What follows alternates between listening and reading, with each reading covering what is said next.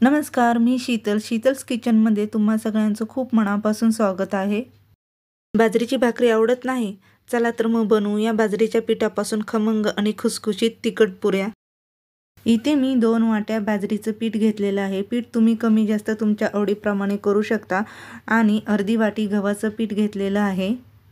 2 ते 3 चमचे मिरचीचा ठेचा, ओवा, पांढरे तीळ 3 चमचे, हळद, चवीनुसार मीठ, बारीक कापून घेतलेली कोथिंबीर तुमच्या आवडीप्रमाणे कमी जास्त करू शकता आणि कसुरी मेथी 2 चमचे। हे सगळे मसाले आपल्याला पिठामध्ये व्यवस्थित मिक्स करून घ्यायचे आहेत आणि पाणी घालून घट्टसर अशी कणिक मळून घ्यायची आहे। इथे मी पाणी घालून घट्टसर कणिक मळून घेतलेले आहे। एक 5 मिनिटासाठी मुरत ठेवायचे आहे।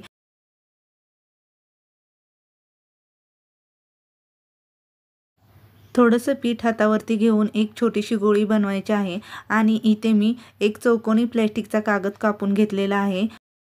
कागदावरती गोळी ठेवून पुन्हा त्याच्यावरती कागद घालून घेणार आहे आणि वरून प्लेटनी दाबणार आहे। या पद्धतीने पुऱ्या बनवल्या तर एकसारख्या होतात, मस्त अशा पुऱ्या होतात।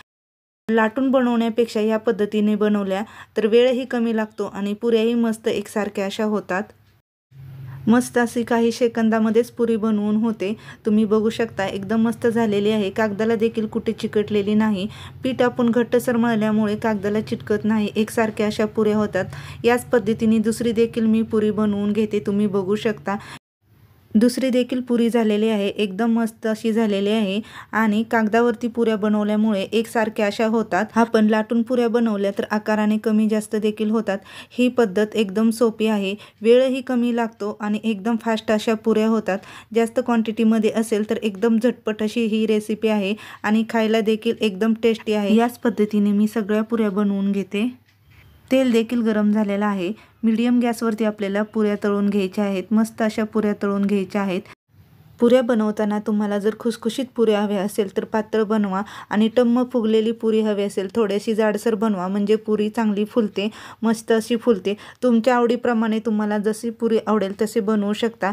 मस्त अशी तळून झालेली आहे। याच पद्धतीने मी दुसऱ्या देखील सगळ्या पुऱ्या तळून घेते। पुऱ्या एकदम मस्त अशा झालेल्या आहेत। सगळ्या पुऱ्या एकसारख्या अशा झालेल्या आहेत। याच्यातल्या 3 ते 4 पुऱ्या मी थोड्याशा जाड ठेवल्या होत्या, त्या मात्र टम्म अशा फुगल्या। तुम्हाला जर माझी आजची रेसिपी आवडली असेल तर नक्की शेअर करा।